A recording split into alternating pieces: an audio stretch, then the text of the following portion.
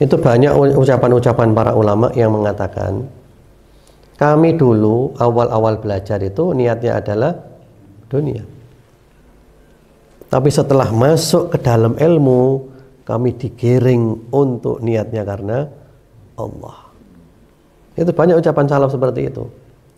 Jadi mungkin awalnya belajar itu kepingin apa? Ya, kepingin status sosial. Biar kelihatan apa? Cek ketok pinter, cek ketok keren. Cek ketok ono apalan Quran lah. Atau ingin mengalahkan temannya atau yang lain-lainnya. Setelah masuk ke dalam belajar Quran, belajar hadis, firman Allah gini, subhanallah hatinya tersentuh.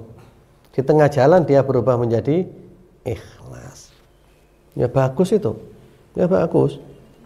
Jadi dulu salah niat, di tengah jalan niatnya diperbaiki, bagus. Tapi kalau diniatkan dari awal gitu ya aneh. Saya tak belajar gak ikhlas, engkau di tengah jalan tak ikhlas. Lah kalau itu aneh kalau itu. Itu niat yang membuat orang akhirnya berani berbuat jahat. Itu juga dibahas oleh para ulama di tafsir surat Yusuf. Yang membuat saudara-saudara Nabi Yusuf berani berbuat jahat pada Yusuf karena apa? Karena mereka semenjak awal punya rencana, engkau lek wis mari tobat. Gitu. Sekarang kita celakakan Yusuf dulu, lek wis mari kita tobat jadi orang baik. Wah itu bahaya itu. Jadi kalau orang sebelum berbuat jahat sudah niat akan tobat nanti, itu akan menjadikan dia semakin berani berbuat jahat. Lah engko lek dorong tobat keburu mati ya apa? Saya kita belajar gak ikhlas, engko aku tak dadi wong ikhlas. Belajar meneh mati tibane. Ya apa? Turun sempat ikhlas wis mati. Kita tahu ndak ajal kita? Antum kapan mati?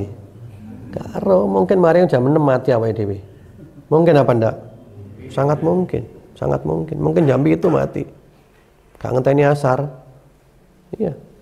Lah lek durung tobat maro keburu mati ya apa? Makanya setan itu datang kepada kita dengan beberapa godaan.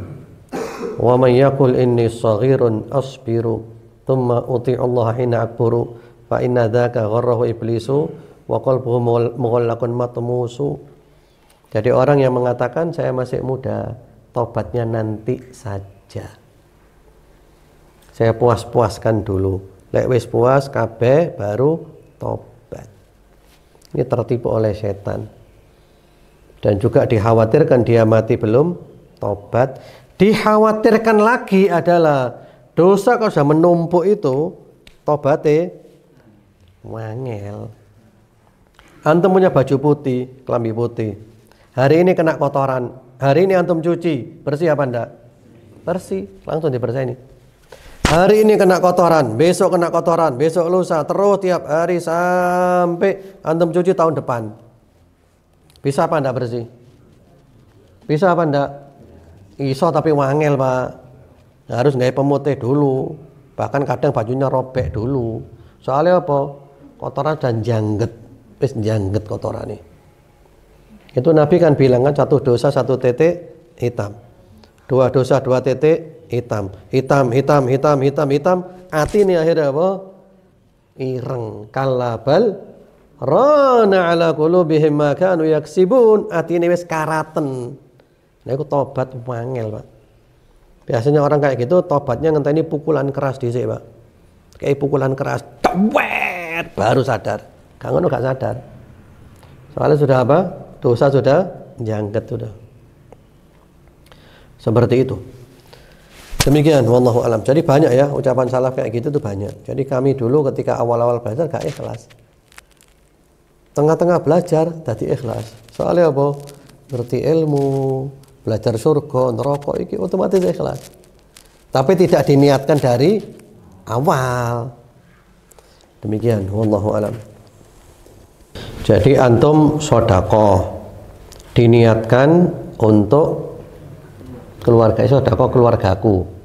Ini sah boleh. Kenapa tidak sah? Boleh itu. Antum bisa menyebutkan keluarga umum, wis pokok aku sedekah digawe keluargaku kabeh. Kalau itu umum ya. Atau antum niatkan secara spesifik. Ki sedekah tak niatnya ya kayak aku, bapakku, ibuku, adik-adikku, anak-anakku, kabeh, ya boleh. Boleh itu. Innamal a'malu binniyat wa innamal likulli imri'in ma nawa. Boleh. Diucapkan boleh, tidak diucapkan juga boleh. Dan juga tidak harus mengucapkan. Allah kan tahu isi hati kita, apa isi hatinya. Demikian, wallahu alam. Iya, baik. Nanti ada yang mengatakan kerja akhirat. Enggak. Justru kerjamu itu adalah akhirat itu. Jadi jangan dipisahkan antara kerja dengan akhirat. Anda bekerja dengan baik dan benar, tujuannya mencari nafkah untuk keluarga. Akhirat apa enggak itu? Itu jihad fisabilillah. Itu kan ada hadisnya kan. Ada sahabat yang kelihatannya itu gagah kuat. Lalu para sahabat bilang, ya Rasulullah, bagaimana kalau orang ini dikirim aja ke medan perang? Soalnya badannya apa? Kuat. Jadi mereka beranggapan jihad fisabilillah itu di medan perang. Apa kata Nabi? Kalau dia keluar dari rumahnya mencari nafkah untuk menghidupi bapak dan ibunya yang sudah tua, maka dia jihad fisabilillah. Kalau dia keluar rumah untuk mencari nafkah bagi istrinya, bagi anak-anaknya, maka dia jihad fisabilillah. Jadi gitu, Pak. Jadi tidak ada dipisahkan antara dunia akhirat. Enggak. Usahakan aktivitas kita itu 24 jam ibadah kabeh. Apalagi polisi. Polisi ku, waduh ganjarannya kuat deh. Kalau niatnya baik. Ya, niatkan saya menjadi polisi yang baik, memberi contoh yang baik. Kemudian juga nanti akan berkhidmah, melayani umat dengan sepenuh hati, dengan ikhlas dan seterusnya. Saya tidak mau nerima suap menyuap dan seterusnya. Waduh, masya Allah, kewanjaran tak iki. Mlebu surga sing paling dukur iki. Seperti itu. Jadi tidak ada dipisahkan antara dunia akhirat tak ono. Karena kita khawatir kata-kata itu nanti dunia akhirat artinya wis nakal gak apa-apa. Yang penting mari ngono apa? Obat. Yang khawatirnya gitu. Nakal gak apa-apa wis mari ngono umroh, bersih dosae. Haji, hendak. Jadi pekerjaan kita itu juga termasuk ibadah, Pak. Ibadah, ya. Demikian, wallahu alam. Iya, itulah pentingnya muhasabah itu, Pak. Muhasabah itu kata para ulama ada 3. Muhasabah itu introspeksi diri, mawas diri, ngoreksi diri. Yang pertama qoblal amal. Sadurunge amal ya niato sing apik, njogo ati sadurunge amal. Yang kedua indal amal, ketika beramal. Beramallah yang sebaik-baiknya, ndak asal-asalan. Yang ketiga, iki sing paling wangel, Pak. Ba'dal amal, mari amal. Untuk tetap menjaga keikhlasan, iku wangel, Pak. Bahkan kalau sebelumnya itu amalnya tersembunyi, lalu kita ceritakan, itu aja sudah pindah ganjarannya. Sebelumnya dia masuk di catatan Dewa Nusir, catatan amal yang rahasia. Maka sekarang berpindah Dewanul Alaniyah, catatan amal yang terang-terangan. Tapi dia masih ikhlas. Tapi ganjarannya wis ganti. Kecuali kalau ada niat-niat baik lainnya ya, ini secara umum. Apalagi ada penyesalan seperti itu. Waduh, iso-iso batal itu, Pak. Iso-iso batal itu. Itu kan di Quran ada. La tubtilu shadaqatikum bil manni wal adha. Jangan kamu batalkan sedekahmu dengan mengungkit-ungkit pemberianmu dan menyakiti orang yang kamu beri. Ya, jadi kalau ada lintasan gitu, cepat-cepat disingkirkan. Boleh dituruti, akhirnya amal kita hapus. Dan itu termasuk bagian daripada orang yang tidak ikhlas. Amal itu, mohon maaf ya, contoh yang paling gampang, rodok jorok titik ya. Tapi ini paling masuk akal, gampang cara memahaminya. Jadi amal seperti BAB itu loh. Apa BAB itu? Orang kalau buang air besar, antum ke toilet buang air besar, wis ucul kan? Antum pikir apa gak? Dipikir kenapa ndak? Iku melakukan nang dia, gak kesasar, gak nyandet ah. Nang kali ndi? Kali berantas apa kali ndi? Ndak, ucul mari selesai. Gak dipikir mana? Itu beramal kayak gitu.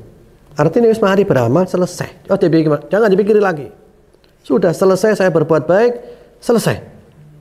Orang mau balas baik buruk belas kawan urusan ini. Kalau kamu membalas dengan kebaikan itu kualitas dirimu. Kamu membalas dengan keburukan kualitas dirimu. Dan saya tidak pernah mengungkit-ungkit yang sudah saya berikan. Sudah selesai gitu aja. Kemudian sampai ada rasa getun. Waduh, kegedean di sini. Saya juta deh. Iki mari krismon duit entek kabeh. Manek coba anu biyen yo, waduh iso hapus, Pak. Iso hilang, Pak. Itu bisikan setan, Pak. Jadi ketika setan muncul kayak gitu, cepat-cepat dia apa? Ditepis, aja dituruti. Itu namanya khotorot. Itu nanti ada bab sendiri, Pak. Yaitu tentang daf'ul khawatir. Mengusir lintasan-lintasan buruk. Itu termasuk jihad yang dahsyat, Pak. Jadi lintasan buruk itu harus diperangi. Lek dituruti, jangget, mancap, angel metune, Pak. Ya seperti itu. Jadi ya begitulah. Memang ikhlas itu ya wangil, Pak. Kita aja tempo hari belajar di masjid ngerebek ikhlas pirang tahun untuk ilmu ikhlas itu. Ilmu ikhlas, waduh. Orang beramal 99,9% lillahi ta'ala. 0,1% enggak karena Allah. Dikabul kenapa enggak? Enggak dikabul no. Karena Allah bilang apa? Ya. Man amila amalan asyraka ma'iya fihi ghairi taraktu wa syirka. Siapa mengamalkan amalan, dia menyekutukan aku dengan selain aku dalam amalan itu, aku tinggalkan dia bersama sekutu itu. Jadi Gusti Allah gelemin nerimo amal ikhlas 100%. Wangel pol wangele, Pak. Yang penting kita tetap berusaha, berupaya. Dengan usaha dan upaya kita yang sungguh-sungguh, mudah-mudahan Gusti Allah ngampuni awake dhewe. Lek bicara ikhlas, wangel, Pak. Sampai-sampai salafus saleh bilang apa?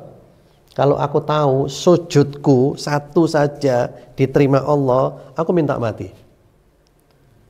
Karena apa? Karena Allah berfirman, innama yataqabbalullahu minal muttaqin. Allah hanya menerima dari orang yang bertakwa. Lek sujudku siji diterima Gusti Allah, berarti aku wong takwa. Wis cukup tak mati ya wis.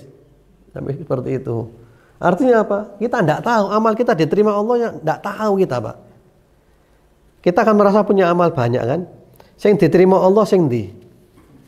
Gak ro. Ada cerita, Pak. Ini cerita ada di kitab-kitab ya, termasuk di kitab Nasaihul Ibad insyaallah. Ya disebutkan tentang Imam Al-Ghazali. Sampean percaya monggo, gak percaya juga monggo. Kalau saya percaya saja yang cerita ulama dan itu sesuai juga dengan dalil-dalil. Ada seorang ulama mimpi ketemu Imam Al-Ghazali. Imam Ghazali yang tidak kenal siapa. Perjuangannya, mujahadahnya, ibadahnya, kitab-kitabnya, karya-karyanya, waduh top luar biasa Imam Ghazali ini. Mungkin ketika beliau meninggal, orang-orang menyangka dia masuk surga gara-gara apa? Ibadahnya, mujahadahnya, kitab-kitabnya. Lalu ada orang yang tanya, bagaimana kabarmu? Oh, aku diampuni oleh Allah. Karena apa? Mujahadahmu, kitabmu ini bukan. Karena apa? Karena pada suatu hari saya sedang nulis. Kan dulu kalau nulis pakai mangsi ya, pakai tinta itu loh. Saya sedang nulis, tiba-tiba ada lalat yang hinggap. Minum. Maka saya berhenti nulis dulu. Saya biarkan lalat itu minum sampai kenyang. Karena amalan inilah saya diampuni oleh Allah Subhanahu wa taala. Artinya apa? Amalan kita yang diterima Allah yang mana kita tidak tahu, Pak. Belum tentu yang menurut kita hebat-hebat diterima, belum tentu. Justru ternyata amalan yang kelihatannya kecil, itulah yang diterima Allah. Dan itulah yang menyebabkan Allah memberi rahmat kepada kita. Karena mungkin ketika kita beramal itu kualitasnya apa? Kualitasnya bobotnya tinggi, keikhlasannya. Seperti pelacur dimasukkan ke dalam surga oleh Allah karena apa?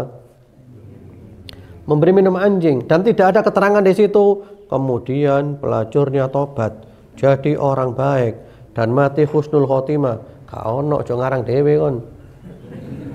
Nggak ada. Dia memang pelacur, tetap pelacur. Itu diterangkan oleh Ibnu Taimiyah. Jadi walaupun dia pelacur, tapi dia punya amalan yang dahsyat. Yang berkat amalan itu, semua dosanya oleh Allah diampuni. Ibaratnya air 2 kulah. Kemasukan najis 1 tetes, 2 tetes, najisnya apa? Hilang. Jadi ketika dia memberi minum anjing, itu benar-benar suasana hatinya itu dahsyat. Ini anjing kotor najis, dia pelacur kotor najis, diambil dengan sepatunya, kotor juga sepatunya. Tapi mungkin dengan suasana hati yang dahsyat, sehingga berbobot luar biasa, sehingga dosanya kabeh diampuni mbek Gusti Allah. Tapi jangan salah paham. Bahaya salah paham. Jadi pelacur enggak apa-apa. Yang penting ngasih minum anjing, ya diobong di neraka kon. Seje. Itu amal yang tidak bisa diulangi lagi, Pak. Dibaleni maneh gak iso. Itu amal apa? Spontan, Pak. Baleni maneh kaya ngono iku gak iso. Itu spontan. Seperti ada lagi hadis. Satu orang yang bukakan kepada dia 99 catatan dosa. Masing-masing catatan dosa isinya dosa sejauh mata memandang. Iki dosa tok ping 99. Dia ketakutan. Lalu dia ditanya, "Kamu punya kebaikan?" "Enggak punya." "Kamu punya kebaikan?" Ternyata dia punya kebaikan apa? Kartu kecil. Isinya asyhadu an la ilaha illallah wa asyhadu anna Muhammadan Rasulullah. Dia bilang, apa artinya ini dibanding dosaku yang banyak? Sudahlah, kamu nggak dizalimi, ditimbang. Yang berat apanya? Kartu kecilnya. Artinya apa? Orang ini mungkin punya tauhid sing luar biasa, sehingga dosa dia yang banyak itu otomatis terhapuskan oleh semua itu. Ya. Dan untuk ngulangi lagi kayak gitu angel, Pak. Itu biasanya apa? Spontan, spontan. Baik, mudah-mudahan jelas, mudah-mudahan tidak disalahpahami.